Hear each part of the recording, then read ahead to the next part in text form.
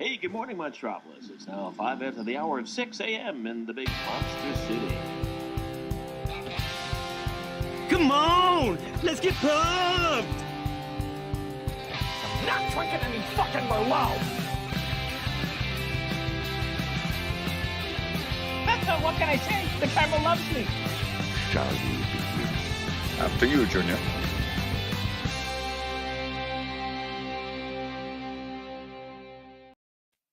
Hello, everybody, and welcome back to Multiplex. Logged it. Tim will be joining us shortly, but regardless, I'm still here like I've been the past month. You hope you're not getting sick of me. But anyway, we got a fun panel talking about action comedies. These are movies that make you laugh while there are explosions and gunshots. You know, so all movies with explosions and gunshots. We got a great panel. We've got Mr. Jack Horrible Takes Pinchuck. Jack, how are you doing? Oh, not bad at all. I am ready to piss a lot of people off with some horrible takes tonight. Well, it's just inevitable at this point whenever I'm on the show. But no, that is absolutely fair. Then we have Mr. Brian Pretty Horrible Takes Michaels. I was gonna say, did he take over my title as the worst takes in the community? I don't know. I don't know. There's a power ranking probably, but Malcolm's still around, so he's still got top. That could be the next week of Logged It. It's just people with the worst takes in this community. And Matt, Mr. OK Takes Quaylar. I would have settled for boring takes, but hey. See, I don't think they're boring. They're just, like completely like fine take. That is fair. Okay. Well, we'll get into the show. First, starting us off, your favorite movie you logged this week. We all watched the movies. They're there. So, Jack, we'll start you off. What's your favorite movie you logged this week? Oh, well, this was another slow week for me movie-wise, but I did see one. This is a first-time watch for me while I was watching some Hitchcocks like I was talking about last week. But this one, it was Spellbound, which I watched pretty much either right after or like the day after Logged It. Spellbound from 1945. I don't want to say too much on this movie because I went into it completely blind and it blew me away. I think Ingrid Bergman is fantastic in it. You got a great early performance from Gregory Peck. I don't know how early it is for him. I don't know how long he was acting before this, but 1945, so pretty early. Early-ish. Like he was on the scene at the time, but like this is one of his earlier starring roles, I would say. Fair enough. Oh, this was actually pretty early. This was only his fourth movie. Oh wow, yeah, no, so early Gregory Peck, and great performances all around, but like none better than Ingrid Bergman, and the mystery throughout the film is just so captivating. It's a great watch. In contention to be my favorite Hitchcock movie, which is in contention. I have to rewatch Rear Window and a couple others first, but that's fair. I actually have not seen Spellbound. I've heard good things. I know this is one of Hitchcock's more beloved films. I just haven't gotten around to it. Brian, have you seen Spellbound? I don't think I have. There's a bunch of Hitchcock like I watched back before I had Letterboxd and stuff, and I don't even remember which ones I have and have not watched for sure. But if I did, I don't really remember it. So that's fair, Matt. I don't think I've seen this one. I'm kind of waiting for like the 100-year anniversary, and I'm just going to jump in on all these ones. It's coming up here soon. That's fair. So now we'll go to my favorite movie I logged this week. Unlike last week, actually pretty good week for movies. I have a couple of good ones in there, but I'll shout out one that I have not heard a whole lot of people talk about and was just so up my alley. I'm going with Clock Watchers. This is a movie from the late 90s starring Toni Collette, Parker Posey, and Lisa Kudrow, and I loved it. I love those three actresses. So like this is a movie about temp workers, and it's basically just their series of unfortunate events. There's kind of a story that unfolds, but it's mainly just a hangout movie between these three actresses and shows them working at this company where they're temp workers. And it's not a super plot heavy movie, but I really dig it. It's a fun comedy. Toni Collette and Parker Posey work off each other so well. And I think Toni Collette's great in this. So I love Parker Posey in just about anything. Clock Watchers. Jack, I'm going to guess you have not seen this. Oh, do you one better? I haven't heard of it until today, but I'm interested in seeing it now. So yeah. That is fair. Matt? I originally thought you said Clock Stoppers, and I was going to get on board with that. But yeah, I don't think I've heard of this one either. Clock Stoppers is great. Fantastic pop punk soundtrack. Great, the best Nickelodeon movie, probably. Brian?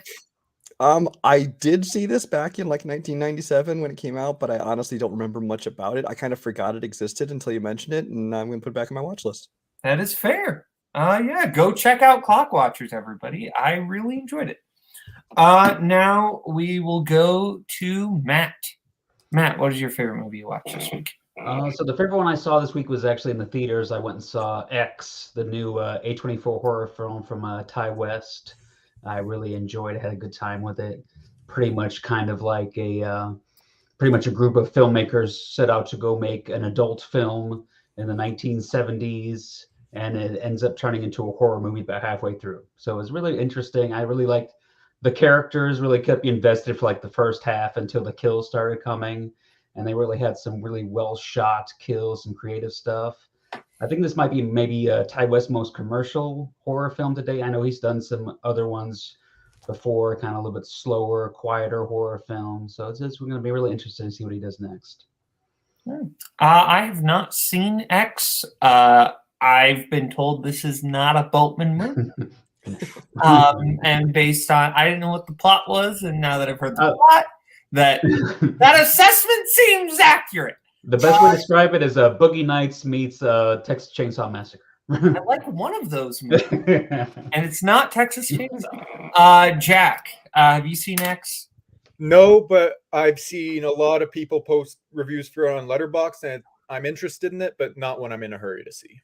They're not heroin addicts, so that makes sense. Brian? No, I'm actually seeing this and The Outfit either tomorrow or Thursday, but I have not seen it yet. That's fair. So, Brian, over to you. I've not watched a lot of new stuff this week because I was back in match prep mode. I will say the best rewatch I had this week was X-Men Days of Future Past. But as far as first-time watches, it's a little bit of slim pickings. You know what? I'm going to go with HBO Max. I watched an animated film, Mortal Kombat Legends: Battle of the Realms.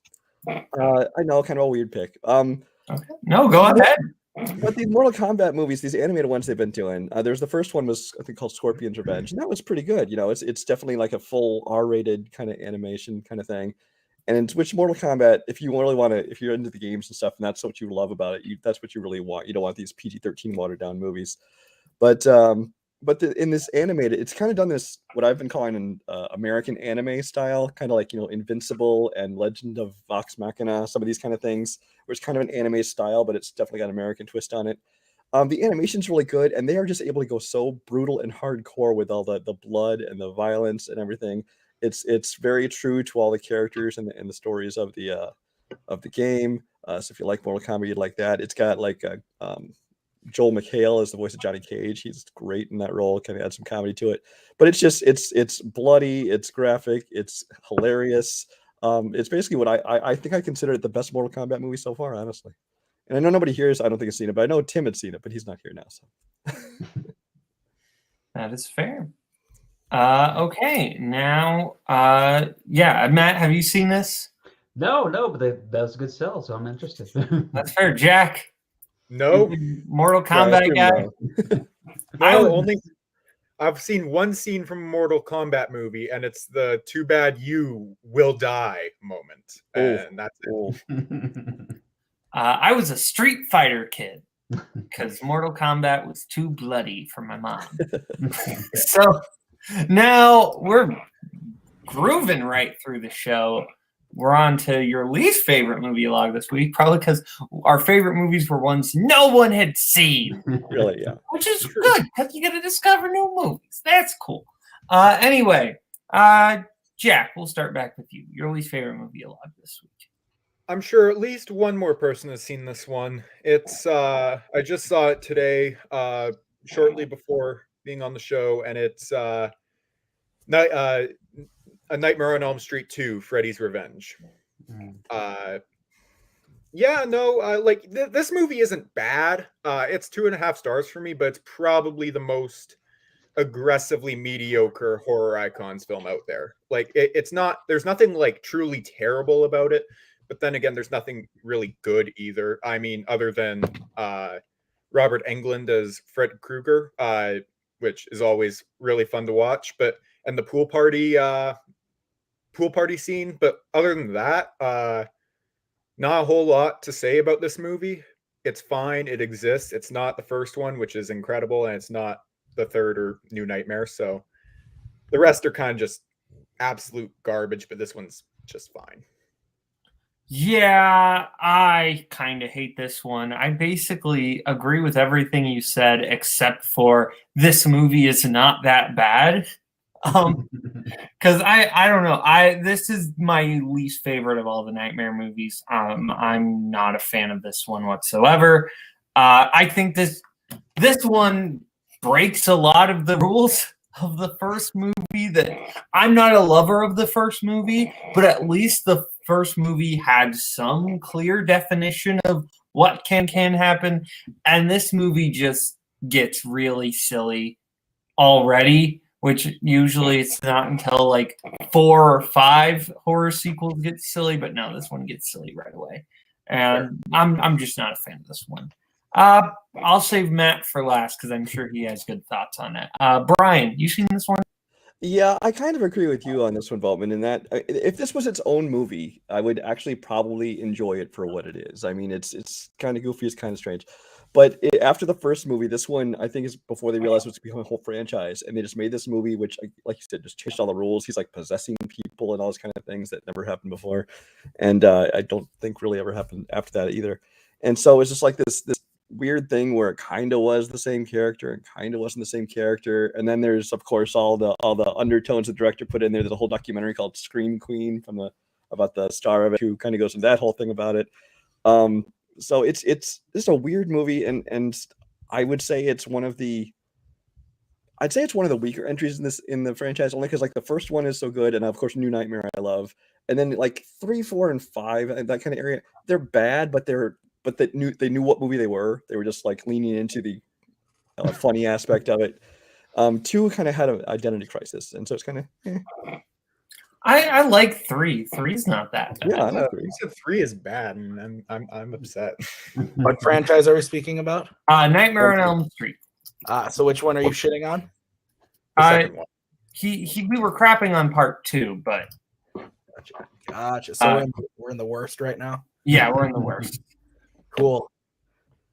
Okay. Matt, you haven't talked about this one yet. I'm sorry. Oh yeah, I pretty much agree with everything that's been said. I mean, this is one where the behind the scenes is probably more interesting than the actual movie itself, and it's kind of unfortunate. It's kind of sandwiched between 2 of the better ones, and the way 3 is set up, it makes it really skippable. And I usually do skip it when I watch through them again.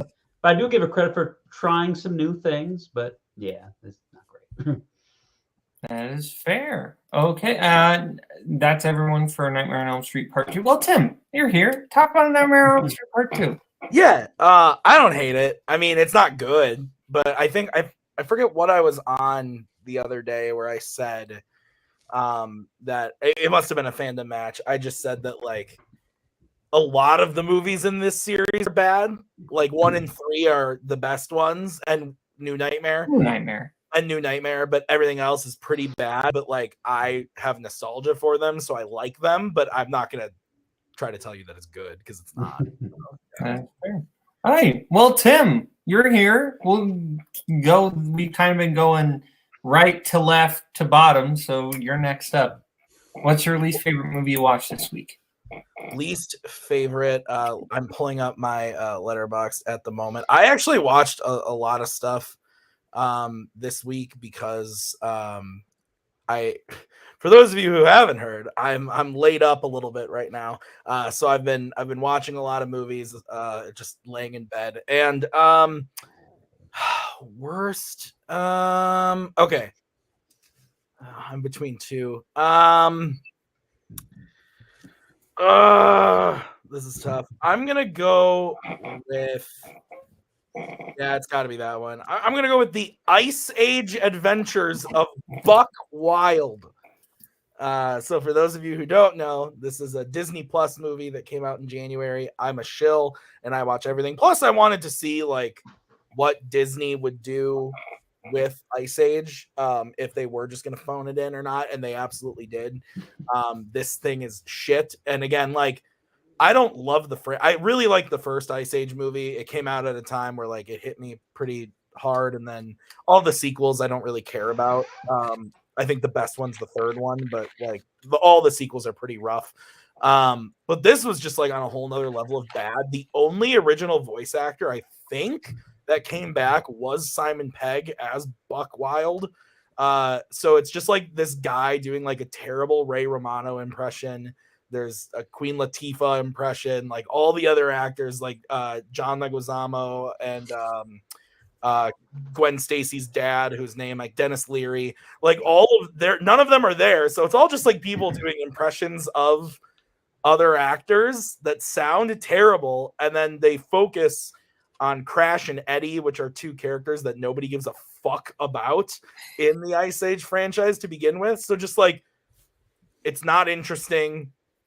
There's nothing good about this, like in the slightest. So yeah, I fucking hated watching this, but I watched it because I was on a roll with like newer straight to streaming movies. And I watched a couple bad ones. This was the worst one. This was worse than Cheaper by the Dozen. I'm sorry. It was bad. So yeah. If this is actually worse than Cheaper by the Dozen, the new one, I'm terrified, because I'm terrified of the new Cheaper by the Dozen. I have not seen this because I am an adult. I can't even. I literally just watched Chicken Little today. That's what I'm saying. Yeah. What the heck were you thinking, Bo? Anyway, Jack, you an Ice Age fan?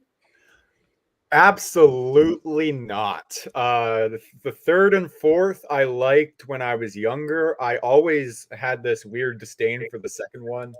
Never watched the first one all that much, but the fifth one was just awful, and I'm not going to watch this one, I don't think. I watched the second one all the time as a kid. I did as well, but I didn't like it. Fair, Matt? Yeah, I don't have a lot of nostalgia for the Ice Age movies. I remember there was like a squirrel and an acorn, so I like that guy. It was nowhere to be found in this. What? Oh, Rat's not in the movie. Wait, Trash. what? There's no point in this movie then. Brian, you a big Ice Age guy? You seem like a big Ice Age fan.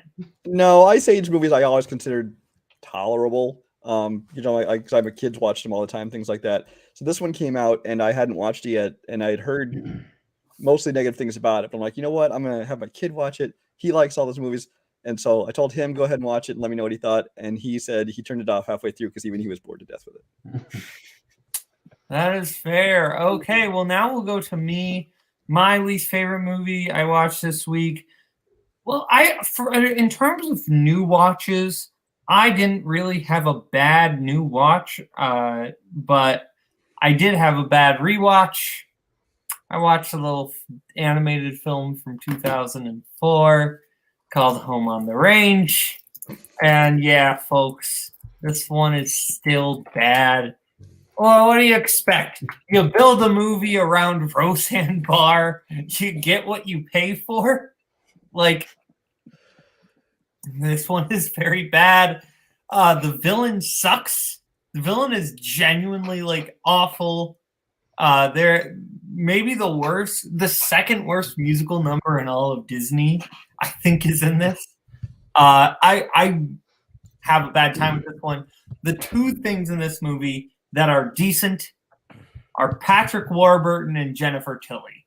They're the only two people that get a laugh out of me in this movie. Everyone else is terrible. Should be ashamed of themselves. And farms should just be banned from existing. I'm kidding. We need farms. I'm Iowa. I was going to say we need those. I'm making jokes, Tim. Tim, you brought this curse upon us with FANDOM. Yeah, I'm glad you brought that up. So first thing, this movie's terrible. It's absolutely awful. I think, if I'm not mistaken, I have it listed as my worst Disney animated movie. I'd have to go and look, but I'm pretty sure I have it listed as my worst. It's really, really bad. There's nothing. There's nothing too redeeming about it at all. The animation's really bad. I remember seeing this in the theater, and it came out right before The Incredibles, but it was like post Monsters Inc. and Finding Nemo and everything. And I just remember as a kid even being like, the fuck? Like what? Like what is saying that too as a kid? The fuck? Yeah, right. The fuck? Like in the theater with my parents, like what the fuck's going on, guys? Why are you bringing me this shit?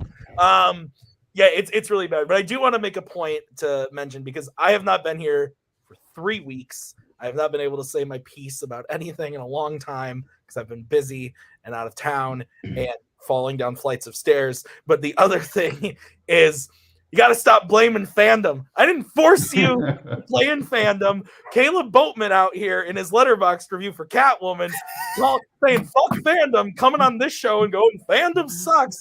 Hey, man. The FANDOM showrunners do not suck. The fact that I have to sucks. But I didn't force you to play in FANDOM, Kaleb Boatman. Do not blame FANDOM. If you had to watch some crappy movie for Warzone and said screw Warzone for making me watch this, I would not be offended. I would just, yeah, that's fair. I would more say screw the person. But anyway, Home on the Range sucks. That's fair, because it is more specific. It's not screw. Anyway, I love FANDOM. I'm sorry. I'm just fucking with you. Anyway. I know.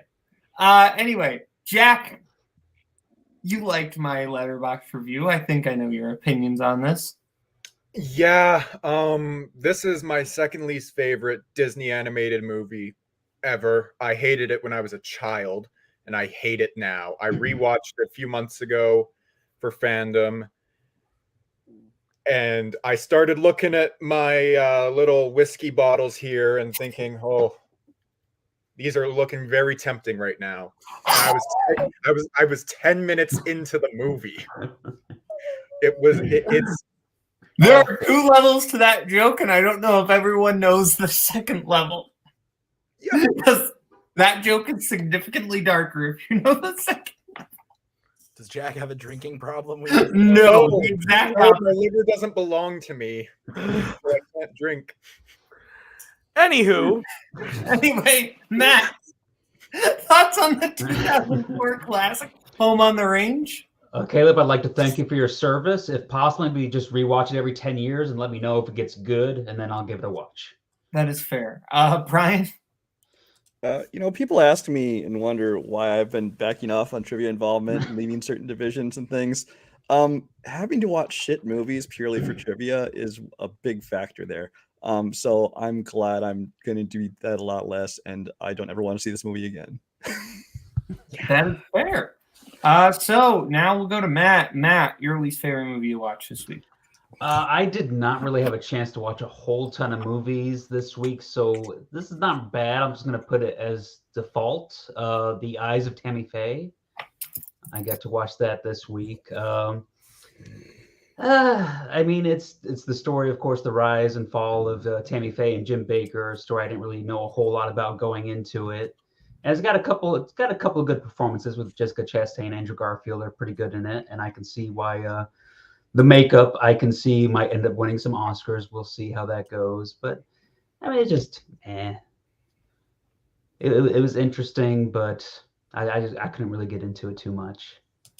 That's fair. This is an odd movie because it falls into a lot of biopic-y tropes, but then it also doesn't. And it's a movie I almost like. It was fine, but a weird part of me kind of wants to watch it again because certain things about it have stuck with me. So maybe that means it deserves a second chance for me, or maybe that just means it's a bad movie with good moments. Either way, I kind of want to watch it again just so I can force my dad to watch it because he was actually around during that time. But I'm also worried this movie will give him PTSD. So we'll see. Tim, thoughts on Eyes of Tammy Faye? Yeah, I saw this in the theater back in July, August, whenever it came out, and the dog is freaking out. And I thought it was, I kind of agree with Matt. I thought it was fine. Like, I think Jessica Chastain is good in the movie. The fact that I'm hearing, like, I'm not too involved in, like, the film Twitter stuff because I see Kaleb on there talking about crazy stuff that I don't understand. And, but I'm hearing that she might win, and like I don't know, man. She's the current front runner, but this actress race is insane and has basically had 5 different front runners. I have to run away for a second, but I thought the movie was fine. Andrew Garfield's really good. Jack, when it was first coming out, I was like, oh man, I want to see this movie. Andrew Garfield, Jessica Chastain, biopic. Like I've heard about like this, but I don't really know anything about it. So, and then I heard the mostly like negative reviews, and I was like, maybe not. So I just haven't seen it, even though I do still kind of want to. Brian, you've seen this. I have. This is a movie I really wanted to like because I mean it's directed by Michael Showalter, who I always loved all the way back going back to The State, and then of course then he went on to make films like The Big Sick and things like that. And so I went into this one thinking this would be good. It's got a great cast to it. My problem with it is that it really has a problem with its tone. I think I said in my review I was talking about how there are times when it tries to be like you said, it's like a straightforward, like serious biopic with all the usual tropes. But then other times, especially in the performances of the 2 leads, it's a total caricature. I mean, it's like it can't decide what kind of movie it wants to be, and they're playing it over the top. Which, granted, Tammy Faye was kind of a caricature of a person to start with, but I don't know. It's a decent movie, and the performances, I will agree, are good, if a little over the top, but it's not everything I hoped it would be. That's fair. Okay, now we go to Brian. Your least favorite movie you watched this week? The least favorite I watched this week will be another one that no one has seen. This is one of those like straight to VOD movies that comes out. This is one called just came out called Asking for It. This is a movie that's got Alexandra Shipp in it, Vanessa Hudgens, Kiersey Clemons, Ezra Miller, a couple other people. But it's basically about 2021 movie or 2022 movie? It's 2021. Technically, I think that might have been film festivals or something. It didn't come out. It just came out straight to VOD like a couple weeks ago. Okay. But it's basically Kiersey Clemons' character. Basically, one night when she's out with a friend and they're drinking and stuff, and she gets basically sexually assaulted, date raped essentially because she's passed out mostly. And she wakes up, but then she befriends Alexandra Shipp, who brings her into this group of women who are basically like vigilantes, basically trying to get back at men who have been sexually assaulting or abusing women, things like this. Their main target is this guy played by Ezra Miller, who is the head of this Men First movement. The problem is they make him so cartoonishly evil. I mean, this is the guy, he leads this Men First movement, but he's like, oh, women are basically possessions and we should just be able to do with them whatever we please. And it's just like, he plays it so like cartoonishly over the top that you can't even really take it seriously. The messages in this movie are not subtle in the least bit. It's everything is just on the nose, and it's just a movie that could have had something to say and could have with a decent cast could have been a good movie. Just turned out to be a lot of eye rolling. Oh no! And also you have the sheriff of the town played by Luke Hemsworth. Of all the Hemsworth they could get, there you go. That's all they could afford. That is fair. No, I haven't seen it, but Alexandra Shipp and Vanessa Hudgens did a better movie, I would assume, in 2021. So go watch that instead, because I like Tick Tick Boom. Jack? Yeah, I hadn't heard of this movie, and after hearing about it, I don't ever really want to see this movie.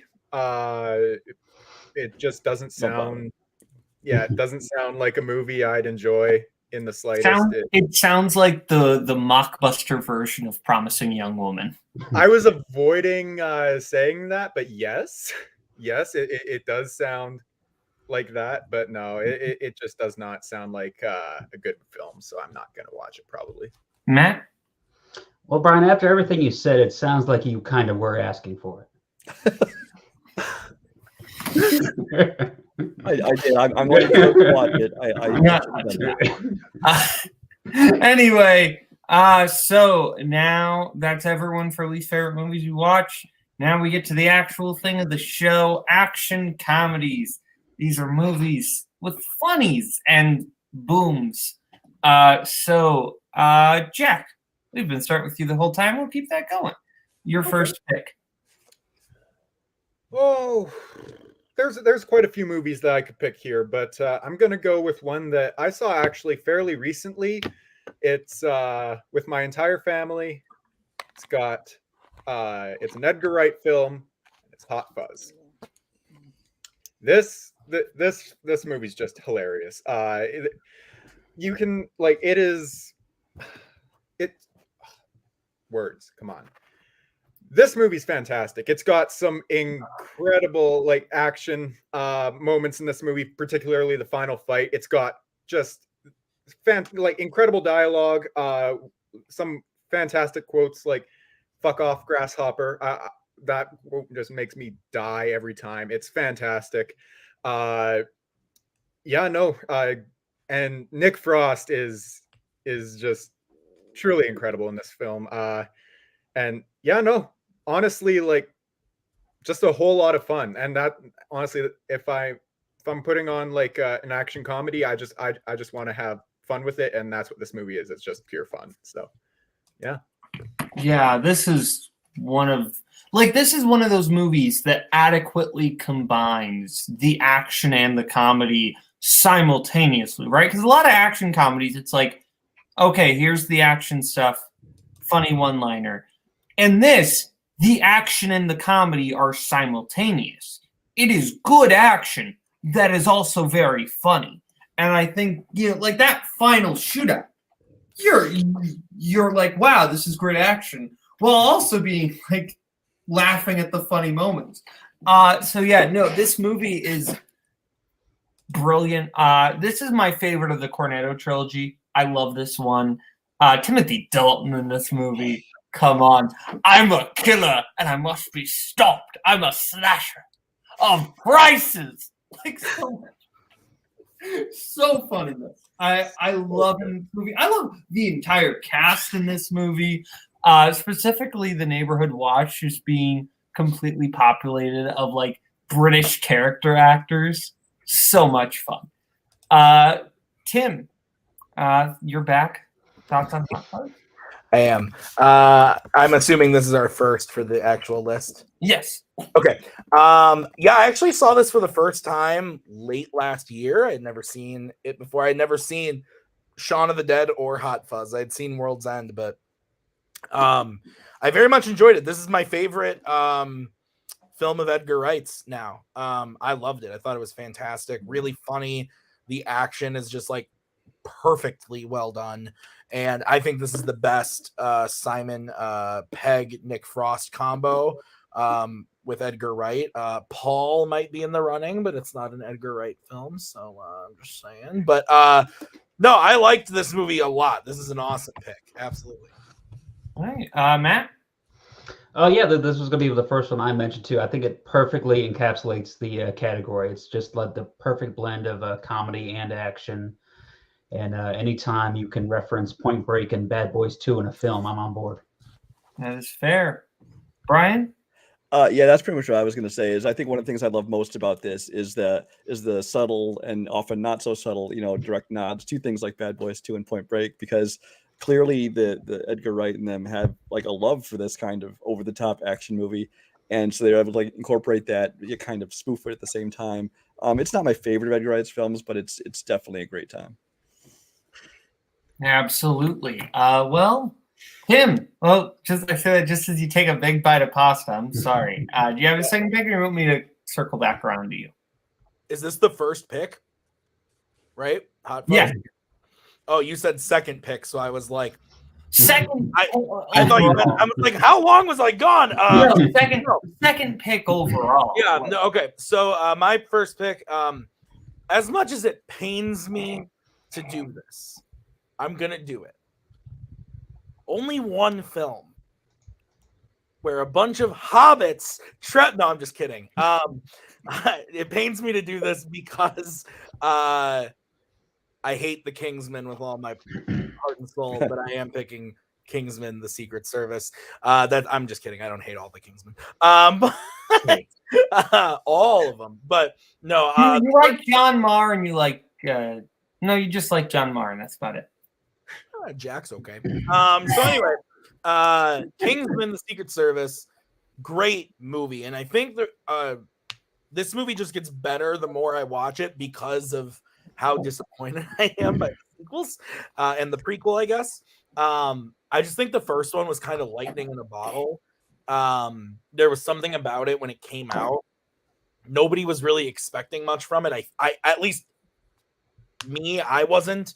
Because I remember seeing the trailers and being like, this looks kind of weird. Like, I don't know. It's based off a graphic novel, but like, I don't know. It's coming out in February. Like, this is kind of a dead time. It opened up against 50 Shades of Grey, which was just like this phenomenon at the time. Like, they came out the same weekend, and nobody was going to see it right away.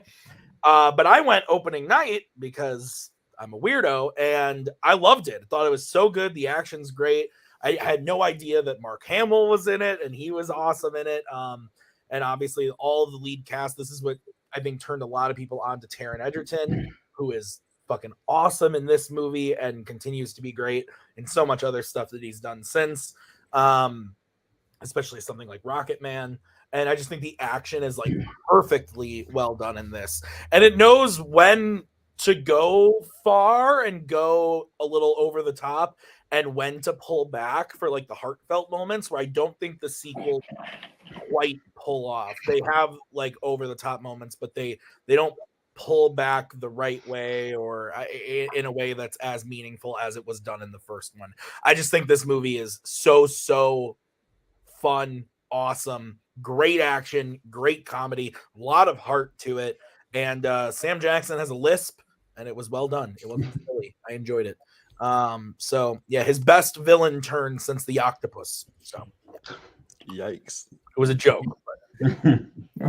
Yeah. I enjoyed the Kingsman. I have a soft spot for every Kingsman movie. Even I admit Golden Circle is bad, but like I don't hate it because I just like that world. That is just a world I enjoy coming back to. I think it's a cool environment.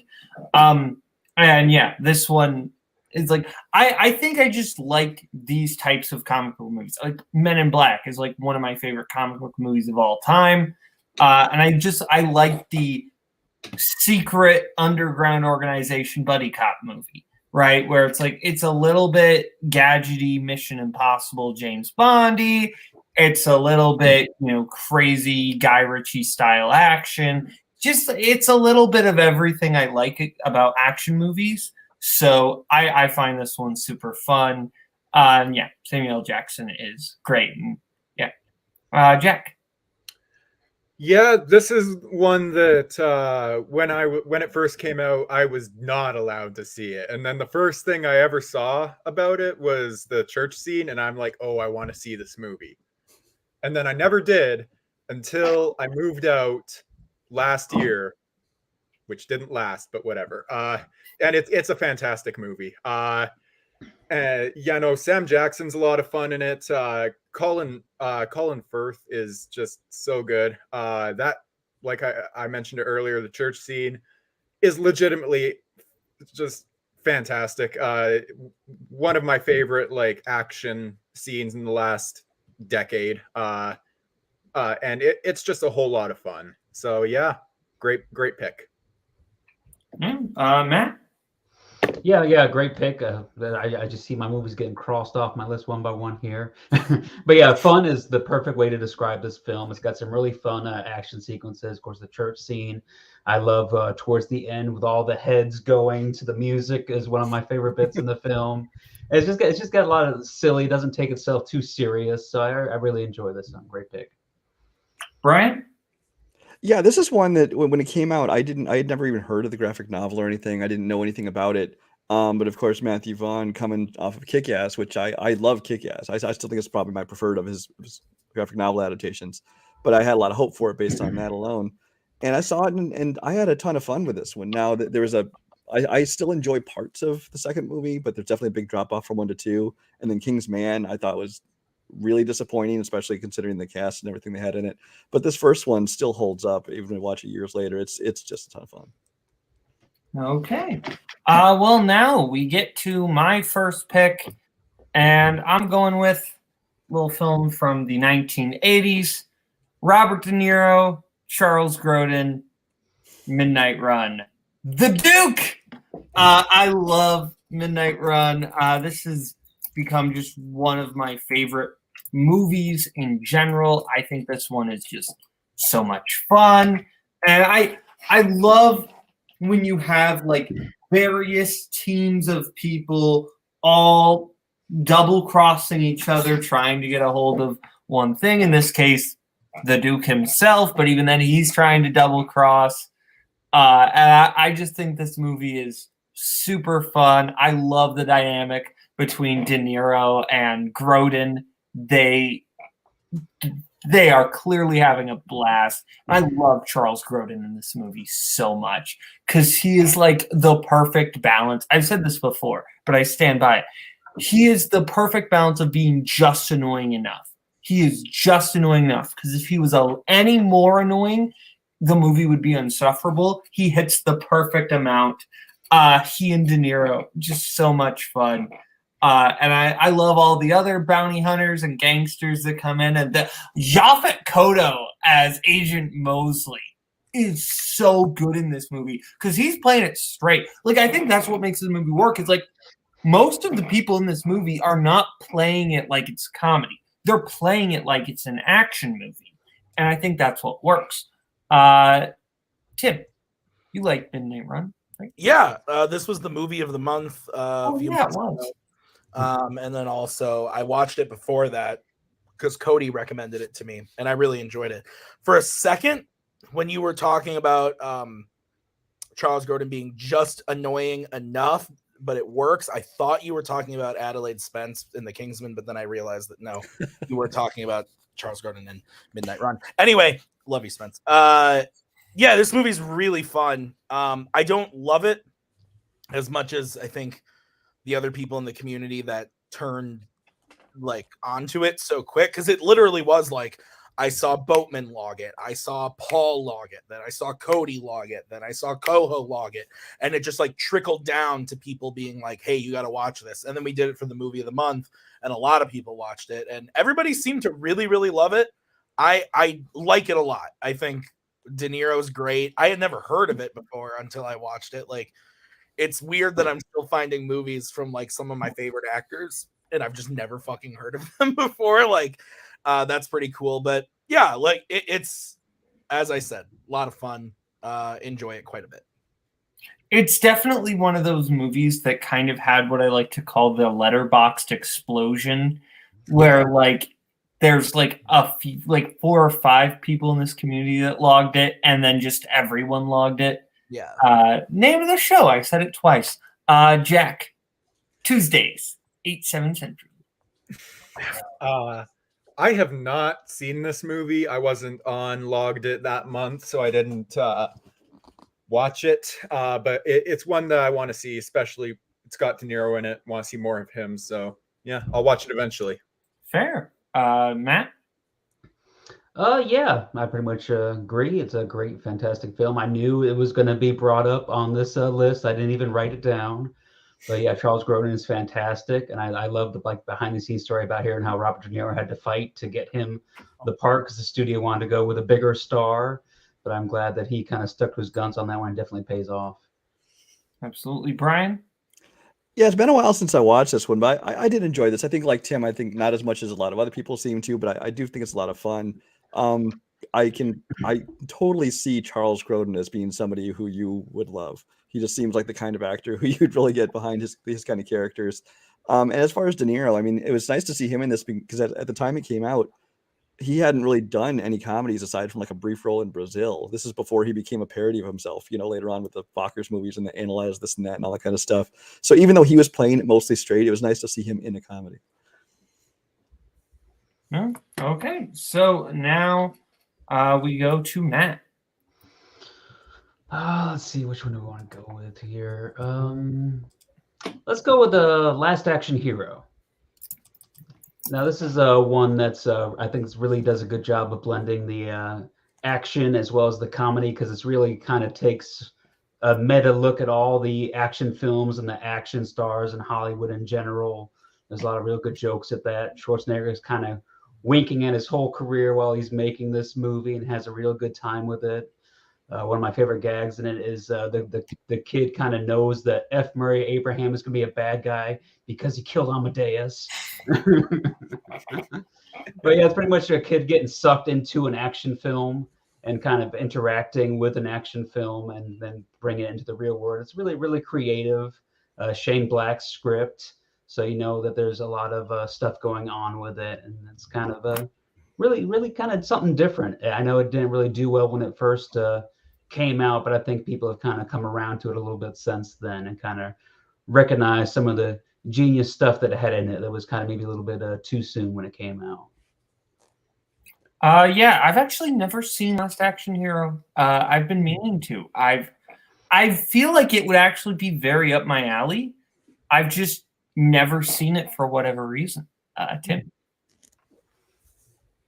Sorry, I was muted. I've also never seen it. This has been on my watch list for a very, very long time because I've been told by many people that I would love it. So I will watch it eventually. Got to get through the list one by one. So yeah. That's fair. Jack? This is one that I haven't seen. I'll probably watch it eventually, but just haven't seen it yet. I will say my favorite little detail about this movie is that Charles Dance, Alan Rickman turned down the role, and Charles Dance wore a T-shirt on set that said, "I'm cheaper than Alan Rickman." Brian, I don't think we've gone to you yet. I'm sorry. I thought we'd already gone to you. Oh, no, we have not. Well, I mean, this is written by Shane Black and directed by John McTiernan, which if you keep track of me playing trivia at all, those are two strengths I use all the time. So this is right up my alley. Matt's right. This is a movie that at the time was kind of a flop. I think at the time there's a lot of backlash over it because this is like Schwarzenegger at the height of his popularity and he got, huge paychecks and the movie was one of the most expensive ever made. They promoted it by putting it on the side of like one of the rockets of the space shuttle that went up and all kinds. It was just so everywhere and marketing and everything that there was like this backlash and people didn't like it. And I think the concept was a little weird for people. It's basically the blockbuster version of Purple Rise of Lords of Cairo. So, I mean, it's a kind of a weird concept, but if you watch it knowing that it's not a straight action movie, knowing what you're getting into, it is an action comedy. It is an action movie, but it's definitely spoofing and parodying itself and the films of all the people involved in it. It's just a ton of fun. It's actually kind of insightful. It's got a great cast of even just people in tiny cameos, from Robert Patrick as the T-1000 to Sharon Stone from Basic Instinct to it's got there's an animated cop in the middle of this whole thing and nobody thinks anything of it. But it's just a fun movie that if you haven't checked it out, and especially if you like Shane Black, I would check it out for sure. That's fair. Okay, well, Brian, we're gonna stick with you. What's your first pick? Well, you know me, when I'm on the show, I don't tend to go for the biggest, the best action comedies of all time. I tend to try and, introduce people to new movies. I think a couple people here have seen this one. I'm going to go with one I was going to use on a different show that got canceled for not theatrically released, at least not in the US. And that is Daniel Radcliffe's Guns Akimbo. This is a movie that came out in 2019, I believe it is. Essentially, Daniel Radcliffe plays this guy. He's a programmer at like some mobile game company, and he's basically considered himself a professional troll. He's constantly trolling people online. There's this show that's on like the internet. Basically, these people are forced to try and kill each other. It's just battle to the death kind of thing, and and people watch it and they bet on it and all these kind of things. And he's trolling all the people, talking about what a horrible show it is and how everyone involved in it is horrible. And next thing he knows, he wakes up in the morning, or he gets knocked out, and he wakes up, and these people have come to him. They've bolted guns to each of his hands, and they're basically forcing him to play this game. And so he's trying to basically survive, as well as trying, to get out of this whole thing. It's got Samara Weaving plays one of the other people in the game that he's basically supposed to be fighting against. She is great in this movie. It's just one of those movies. The closest thing I can compare it to, honestly, is Crank. It's not quite as chaotic and frenetic, but it's close to it. And it's kind of that same kind of thing where he's kind of racing against time and trying to survive at the same time. But Daniel Radcliffe is an actor who I think that since the Harry Potter days has just made some of the greatest decisions in how to make his career go. He's done, prestigious, dramas, and he's done fun stuff like this. And he's basically kind of distanced himself so he's not just known as the Harry Potter guy. And if you have not seen this one, this movie is just a ton of fun, and it's also ultra violent, and I recommend checking it out. That's fair. I have not seen this. I'm interested in it. I don't know if I will love it, but I like seeing Daniel Radcliffe post Harry Potter because it seems like he's just doing whatever he wants, basically, and I respect that. Tim? Yeah, we're literally doing this show because Daniel Radcliffe is in an action comedy coming out this weekend, The Lost City. So that's part of the reason why we're doing this today.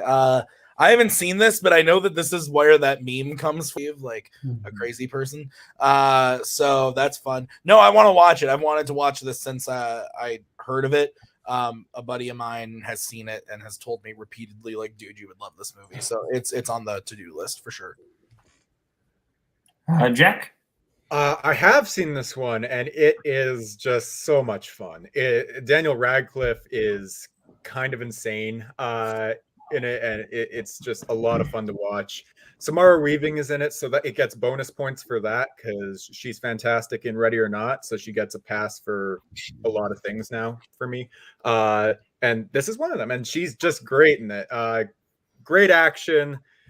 I laughed more than I thought I would, and my goodness, it's definitely one of the weirdest movies I've seen, but it's so much fun. It's just balls to the walls, just action. It's just so weird and fun, and I'm running out of things to say.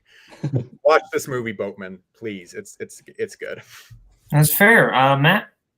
Yeah, I agree with everything that Jack and Brian said. This is a great film. I can't believe I didn't even remember this one when it came to making up this list, but it's a perfect film for it. Daniel Radcliffe really has a lot of fun with the role. I mean, it's a great concept. They do a lot of fun stuff with it. I mean, just trying to put on pants when you have your hands bolted to guns is a hilarious scene in itself. But yeah, really great pick. Okay. Well, that's everyone for Guns Akimbo. So I believe we are back to me, and I'm going to go with... Or no, we're back to Jack. I'm sorry. Jack, you go ahead. Oh, dang it. I was hoping you'd go to that. I wanted to know what you were going to say. Okay. Well, I'm stuck between 4 movies. But I'm going to go with this one. We've talked about him already tonight, but this is one that Shane Black actually directed, and it's The Nice Guys. This movie is just so much fun. Russell Crowe is kind of perfect as the straight man in this one. You don't think of him as a comedic actor, but my goodness, do I want him to make more and more comedies, because he's just so much fun in this film. Ryan Gosling as well is so good. My favorite performance from 2016 from Ryan Gosling, personally. But you know, I might get killed for that in a couple weeks when I visit North Dakota. But that we'll burn that bridge when we cross it, I guess. No, this movie's a lot of fun. It's got so many great lines, great moments. When they're at the party, and Russell Crowe's like, "You were in the pool?" He's like, "I was questioning the mermaids. What were you doing while I was working?" Just fantastic line. Ryan Gosling's so good in this. Keith David's in it, so it gets bonus points for that as well. So yeah, great movie. It's just a lot of fun. So yeah, great film. I rewatched this recently, and oh man, is The Nice Guys just so much fun? What Ryan Gosling is able to do with nothing but a gun, his pants, and a bathroom door.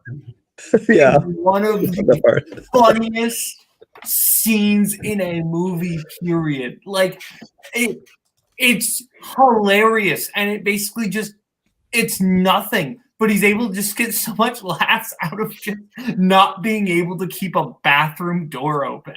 It's amazing. Ryan Gosling, honestly, like, sometimes I feel like he was just born in the wrong decade. I just feel like he is so comfortable in the 70s. He honestly kind of feels, this is a weird comparison, but he kind of almost feels like just a better looking Elliot Gould. Like, I feel like he kind of like has like a similar attitude. I'm not talking like face shape, but I'm just talking like how he acts. Ryan Gosling just has a very like Elliot, early like 70s Elliot Gould style of acting in this. Like, if you've seen The Long Goodbye, this character feels like weirdly similar to Gould's performance in The Long Goodbye, at least in my opinion. I just think Gosling is like so good in this and so funny, and he works off of Russell Crowe so well. Tim, I don't think you're back yet.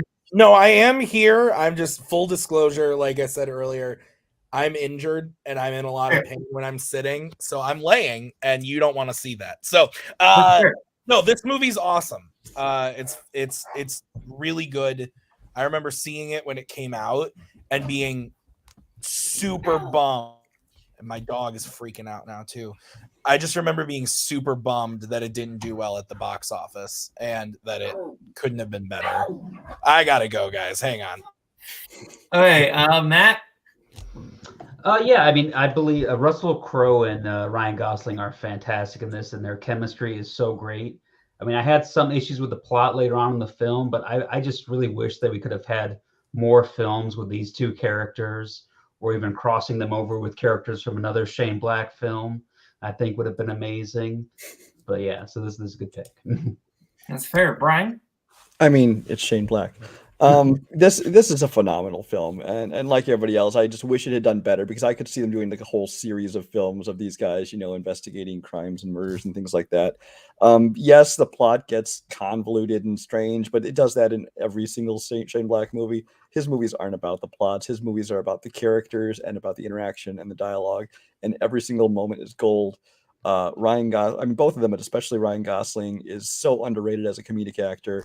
Boatman already talked about the scene in the bathroom stall is great. And then when he's doing basically Abbott and Costello impression when he finds the dead body, that dead body played by Robert Downey Jr., by the way. But it's just so much fun. And it's one of those unexpected surprises that I wish had done better at the box office. That's fair. One thing I want to say quick. I remember as soon as you mentioned the dead body, when they throw that body over the fence, I don't know if I've laughed harder. Yeah. I don't know if 15-year-old Jack has ever laughed that hard. But that was fantastic. Great scene. That is fair. Okay. Don't get a dog. He's a crazy person, guys. Let me tell you. Tim, do you have your pick? I do have my pick. I'm gonna be like Brian, and like I was thinking about like Marvel movies like Thor Ragnarok or Guardians of the Galaxy, but I'm like that's lame. Like that's just what I would do normally. Like let's think about something that I maybe normally wouldn't pick. And so I think this is not quite as good as Brian, because Brian actually picks things that not a lot of people have seen and informs them. I think a lot of people have seen this movie. It's just not something I would normally make my first pick, and that's Zombieland, the 2009 movie. I actually love both of them. I think Double Tap is also really good. But the first Zombieland is so good. I remember when this came out, and I was like just in like I was maybe like a freshman in high school when this came out, and me and my friends thought this was like the greatest fucking thing that had ever been made. And I just remember like this is what like made me realize that like Woody Harrelson was a person, and have just like loved him ever since. Jesse Eisenberg, I think this is the perfect type of role for him. And it's such a different role from something like The Social Network, but also has some of the same Jesse Eisenberg isms that he does in other movies. Emma Stone's fucking great as well. And Abigail Breslin, right? That's her name, Abigail Breslin. Yeah. Is also just awesome in the movie. And I think the action is just really well done. And I think Ruben Fleischer is such like a hit or miss director. But I think at the end of the day, the reason I like most movies more than I don't is just because he does action in a way that I don't think a lot of other directors do. And that they're just all fun. Because he did Uncharted, right? Like, I'm not crazy. Yeah, he did. Like, I thought Uncharted was actually pretty fun. I like both Zombieland movies. The first Venom is bad, but like the action is pretty good. So like I'm a fan of his, and I think this is probably his best movie. But like I said, I like the second one too. But this one, just the jokes and everything, and the camaraderie between the four characters is really great. And the whole end sequence at the like amusement park is really fun and really awesome. So yeah, big fan. That is fair. I do really like this movie because I like the dynamic between Columbus and Tallahassee. That I just think there's so the joke's been made before. It's me and Cody Newberry. Like, yeah, it is. But I think Jesse Eisenberg and Woody Harrelson are just two actors who I think are just fun together. Like, I don't love the Now You See Me movies, but I think them working off each other is like the most fun part of those movies. Because I think they are in those movies together. I completely forgot about that. Yeah. I think I do like this movie. I really love any time movies just have a set of rules. Like, that's my favorite thing in the Scream movies. Love the scene in Fight Club. I love the rules in this. I don't know why. I think it's because I really loved the show Ned's Declassified School Survival Guide as a kid. Holy shit, Cookie. Yes, let's go.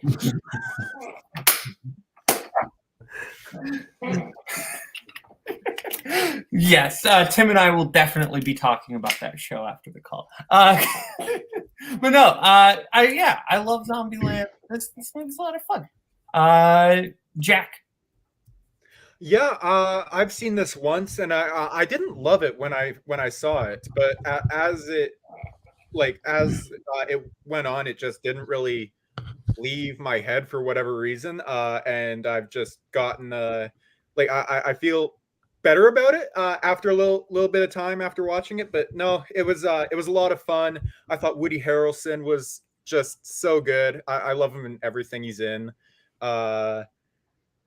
Jesse Eisenberg, this is probably my favorite or second favorite Jesse Eisenberg performance, and it's got a cameo that is just one of the best cameos in movies.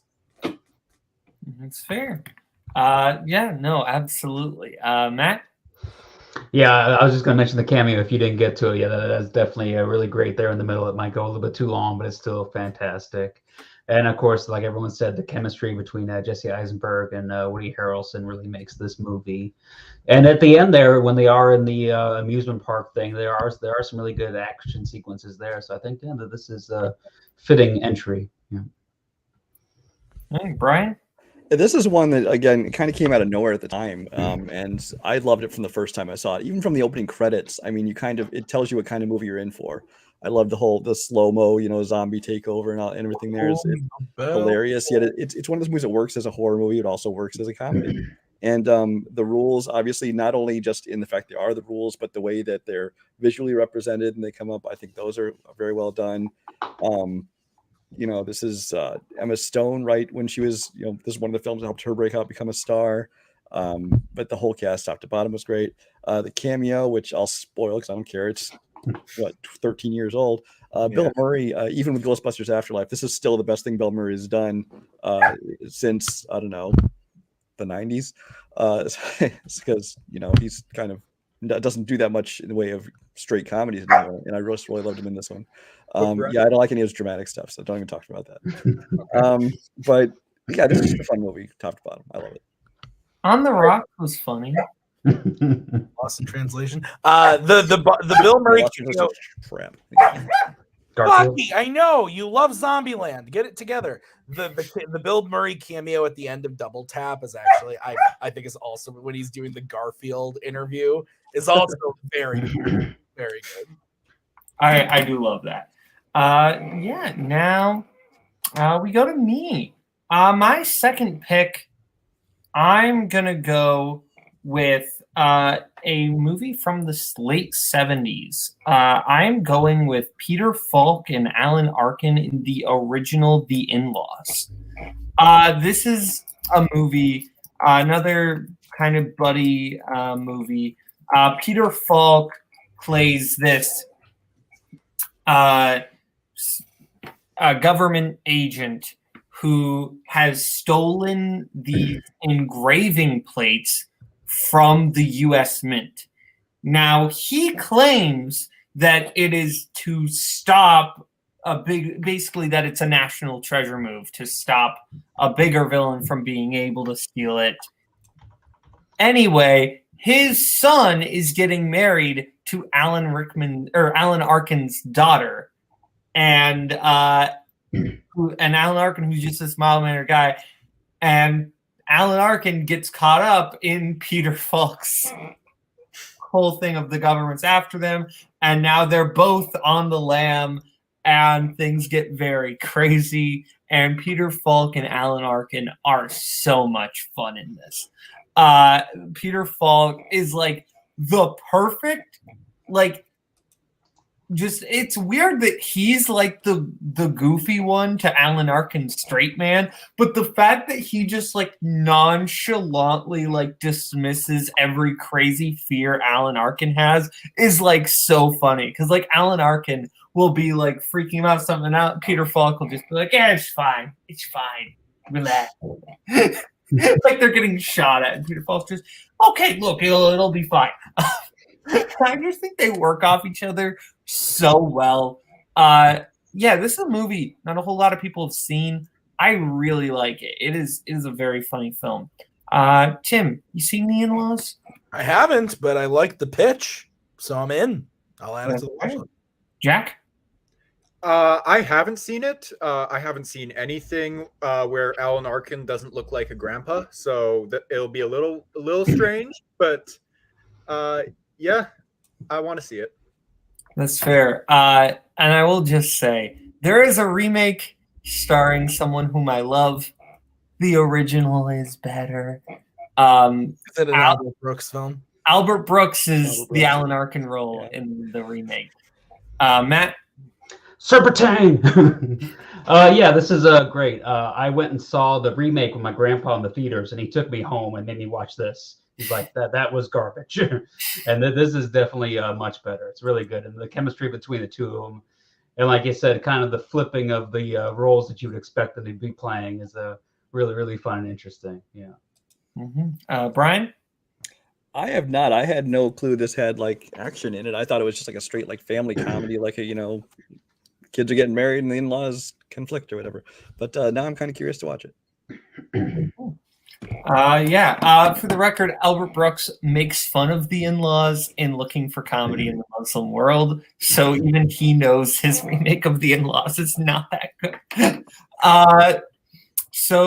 Now we're over to Matt. Oh, I'm trying to find something. It's kind of hard to do this list because you want to make sure you have that perfect balance of action and comedy. And a lot of them kind of tip too much to one way.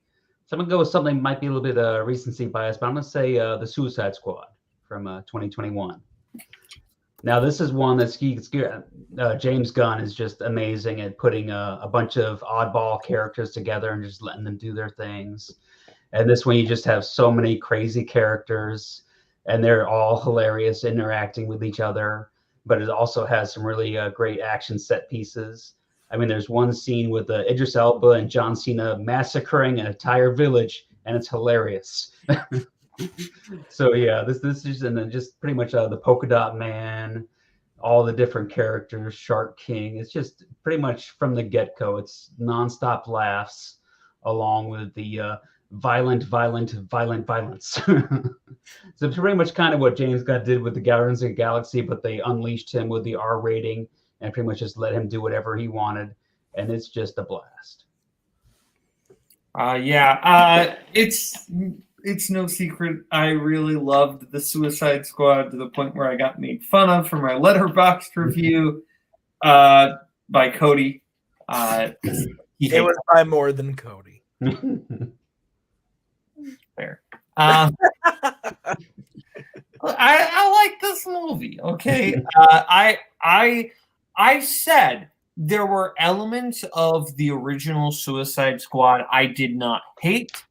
That I like Margot Robbie as Harley Quinn, and I liked her in Birds of Prey, and I was like, I wanted my James Gunn interpretation of this, and that's what I got, and I loved it. Right. I also love how much this movie does feel like a 70s movie in some aspects, like clearly, 60s, but clearly inspired by The Dirty Dozen and some other kind of 70s more war action movies, while still keeping the very funny feel. I dig this one so much. Love Polka Dot Man. He's a lot of fun. I really like this one. Jack or Tim. Sorry, Tim. I skipped over you. Oh, my dog lost a tooth.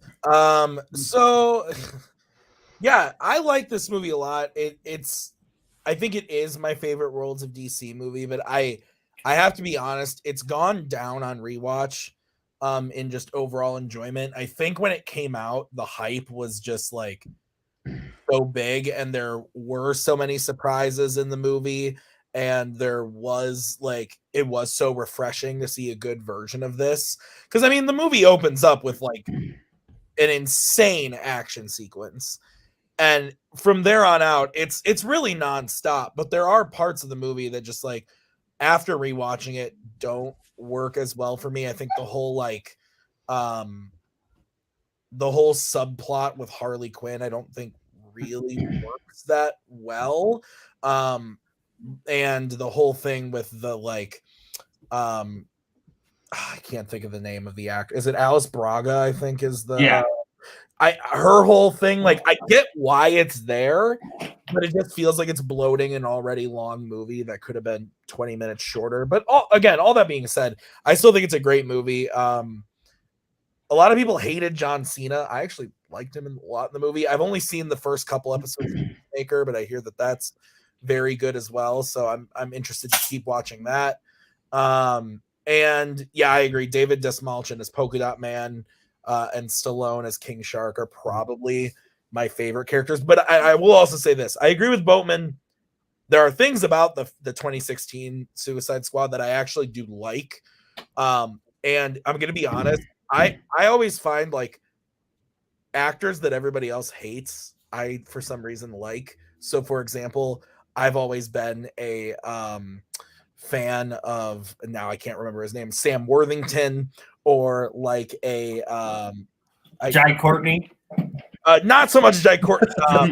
Everybody shits on Billy Crudup. I love Billy Crudup. And another one is honestly Joel Kinnaman. I really like Joel Kinnaman. I thought he was great on House of Cards. I didn't hate RoboCop. I like RoboCop. I think he's a good actor, and I liked him in 2016 Suicide Squad. And so all of a sudden this one came out, they gave him a much bigger role, and a lot of the heart towards the end of the movie comes from him. And I think he pulls it off great. He's one of my favorite parts of the movie. So I'm glad to see that he got a big moment to shine. I think he's a good actor who gets a lot of bad roles. Yeah, that's fair. That's fair. Jack? So anyway, I like the movie, but it has gone down a little bit since it came out. That's fair. Jack? Yeah, I really like this movie. It's what 2016 Suicide Squad should have been, and that's good. No, like you were saying earlier, I can't remember his name now. Joel Kinnaman. Yeah, that guy. Yeah, Joel Kinnaman. I think he's great in this. I really liked John Cena in it. I'm not gonna lie to you, I don't totally get the hate from it. I'm excited to see Peacemaker. So yeah, it's a very well very great movie. It was actually on my short list for this topic, so I'm glad it got chosen. But no, this what was the one thing I was gonna say? I can't remember. Whatever. It's a fantastic movie. Matt? I really liked it. Because he brought it up. Oh, you brought it up. Yeah. And Brian, have you talked about it? No, you haven't. No, I haven't. I love this movie. James Gunn for me is a lot like I said with the Shane Black, where the plots of his movies can get a little convoluted and stuff, and like this, even the plot with this one, the whole Star and everything. I don't care so much about the plot. James Gunn movies are about the characters he creates and the interaction between them and the dialogue and all the funny moments. And I just love everything about it. Because I mean, you have like you said, the big broad opening scenes where you have the detachable kid played by Nathan Fillion, and you have Blackguard with Pete Davidson, and of course they just kill them all off immediately. Big moments like that, to small moments like the moment where they're like, did anybody stop to check if Weasel could swim? And Yeah. he turns and looks at him, and it's just little things like that are just so much fun. The Peacemaker, I didn't know people had hate for I've heard a lot of in this movie. I've been like, a lot of people told me when it came out that they hated him. See, because John Cena, when he tries to do like serious roles, I do not like him at all, whether it be F9 or any of his other movies. when he tries to do comedy, he's gotten to be very good at it, whether it be small roles in things like Trainwreck or things like that.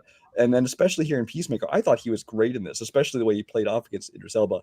And this, if nothing else, this movie gave us Peacemaker, which if you have not watched this or have not finished it, that is maybe the funniest show I have watched in 20 years. Have you seen the whole thing, Brian? I have. I watched through every episode as soon as it aired. I watched it like 2 o'clock in the morning when I got home from work. And nice. And I love this series. And if you have not watched it, go check it out now. It's great. Yeah, I watched the first 3 because they dropped like the first 3 all at once. Mm-hmm. And I ended up watching all 3 of them in a row. And just for some reason, one thing or another, I never went back. But maybe I'll start. You're laid up right now. Just sit down tonight and watch. That's what I was about to say. I might turn it on after the show. So yeah. I remember the moment I was going to bring up. When Milton dies and Polka Dot Man says Milton's dead. Idris Elba's character, Milton was still with us.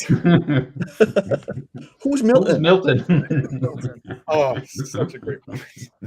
I do love that though. Oh, Because it takes away from like they're just expendable characters. Like no, like our characters expendable to Waller, yes. But they're not expendable like in the terms of this universe. They leave actual deaths. And I think that's really fascinating. I literally almost I remember sitting in the theater, and when King Shark falls out of the spoilers, I guess, when King Shark falls out of the building and hits the ground, I straight up thought he was dead and was ready to get up and walk out. I was like, you can't fucking kill King Shark. And then they all shoot him, and me and Maggie are just sitting there oh my god. And then he gets up. I was almost in tears when they were shooting King Shark because I didn't want him to die. Yeah, Boatman's absolutely right. They did that. That's probably the strongest part of the movie. And like Brian said, James Gunn makes you care about the characters. It works really well. Mm-hmm. That's fair, Brian. I already talked about it. No, your pick. Okay. I'm gonna go back to why not go to my prime in the 90s? As much as I'd like to talk about Last Boy Scout, we got enough Shane Black on here. So I'm gonna go with 1991, another action comedy, which is The Hard Way. This is a movie starring Michael J. Fox and James Woods. Michael J. Fox basically plays this actor who's this comedic actor, but he wants to be taken seriously. He wants to get this role he's trying to get in this, police drama with this, gritty detective. And so he basically arranges to basically follow around, ride along with this detective played by James Woods, who's, he's super stressed out and he's hardcore and he beats crap out of criminals and everything. And of course, it's just the characters completely collide, and it's just wacky comedy ensues. But it's just that the two of them just play so well against each other. It's just Michael J. Fox in prime Michael J. Fox mode, James Woods playing the stereotypical what you picture James Woods being, and then you have Stephen Lang, who most people know from Avatar or Don't Breathe. He's kind of the main villain of this movie, and he's just chewing up every scene he's in. And so this one was just a hell of a lot of fun. And I would also like to quote from a review by Mr. Payson Johnson, who had to watch this because of a title match. I picked his deep cut movie. He says, "I know we give Brian Michaels a lot of crap for his movie tastes, as we rightfully should, but this one is a lot of fun." So just saying, check it out. That is fair. I haven't seen this one, but I heard about this before, like I even entered the community, and I've always been kind of interested in it because I've always kind of been interested in anything Michael J. Fox does, because like I just think it's like he's a very interesting actor. And that and this is different than most of his other stuff, because I mean he does like his like family comedies or ones that can be enjoyed by everyone in the family, and then he does like some serious roles. But this is like it's an R-rated comedy. It's not like over the top like Deadpool or anything, but it's like definitely like an R-rated comedy. It doesn't pull any punches, and it's very 90s. I will say that, but it's a lot of fun. Yeah, Tim. Trying to unmute. I have not seen it. I had never even heard of it, but sounds interesting. I'm into it. Jack. I hadn't even heard of it either. I do enjoy James Woods when he's animated, Hades and James Woods. But no, I haven't seen anything else from him. So so I'll probably check it out. Matt?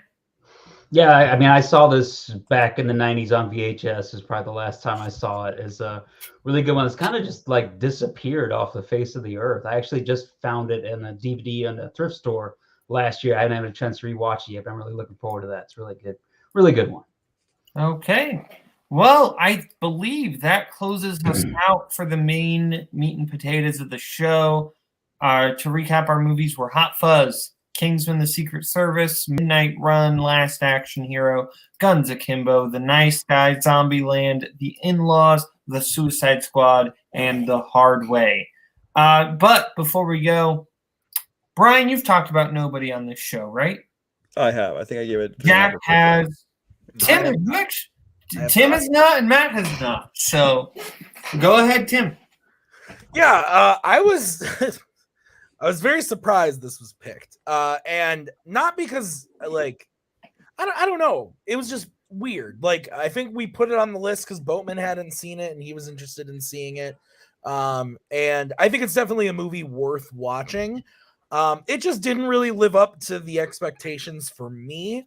I saw it in the theater right when it came out, and then I bought it on Blu-ray over the summer and then rewatched it a couple months after I bought it because that's how I am. And I like it, but I was expecting John Wick with Bob Odenkirk, and that's not fair because that's not what the movie is, but that's what they advertised it as. So that's kind of what I went in expecting. And I think the action is really well done. I like the story. I like the concept of Bob Odenkirk being this guy who absolutely just looks like a normal dude, but then can come out of nowhere and just fuck up these guys their lives. And I like that he's not super precise like John Wick or like Atomic Blonde or like any of those ones. It feels dirtier.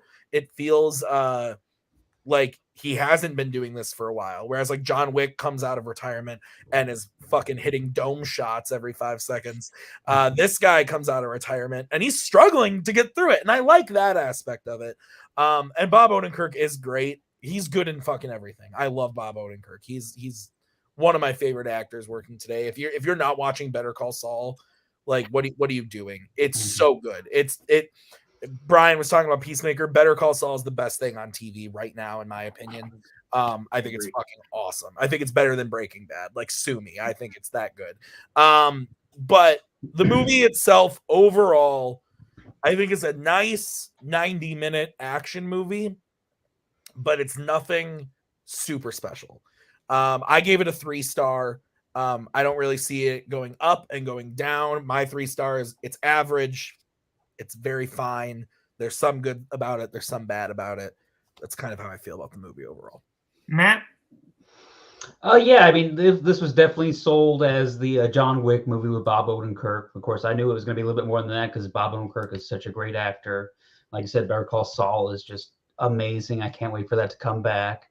But yeah, this was pretty much once the theaters opened back up after COVID, is pretty much just trailers for this and Black Widow nonstop for like 6 to 7 months. So it almost got sick of it to the point. But when it finally came out, when saw it, had a whole lot of fun with it. It was really good supporting cast in there too. Christopher Lloyd back in the movies. It was really fun. Of course, anytime the RZA's in a movie, I'm happy with that. And of course, recently it just popped on my radar again. The TikTok of the guy running into the hospital with a chair and just chucking it at the guy. That's probably the biggest laugh I had in the theater in a while when this first came out. So yeah, so that's a really fun movie. It definitely lives beyond the John Wick knockoff that it was advertised as. What would you give it, Matt?